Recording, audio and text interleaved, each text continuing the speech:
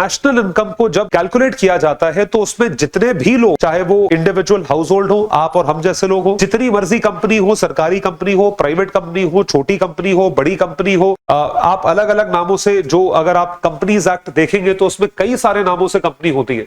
ये सारी की सारी कंपनी मिला के जितना पैसा कमाती है, प्रॉफिट जो कमाती है, वो सारा का सारा प्रॉफिट यहां पे आता है। उसके बाद सरकार के लेवल की जितनी इनकम्स हैं वो सारी आती हैं और बैंक्स के लेवल की इनकम आती है। इसके जरिए जो फ्लो चार्ट बनता है उसको कहा जाता है circular flow of income. Circular किस तरीके से पैसा चारों के बीच में घूमता है। जब सारा पैसा कंबाइन किया जाता है तो हमें मिलता है नेशनल इनकम। उसको हम नेशनल इनकम बोलते हैं। नेशन की, पूरे देश की कितनी इनकम है। अगर आपसे कोई पूछे देश की इनकम निकालो, कैसे निकालोगे? देश के अंदर जितने लोग रहते हैं उन्हीं की इनकम निकालोगे। सही बात, आप और हम जैसे लोग रहते हैं तो आपकी और हमारी इनकम को कंबाइन करके अगर निकाला जाए और उसी तरीके से जितनी कंपनी है, सरकार है, बैंक्स है और जो भी इंस्टीट्यूशंस हैं, उन सारी सबकी इनकम कंबाइन करके निकाला जाए, जिसको हम लोग नेशनल इनकम का नाम देते हैं।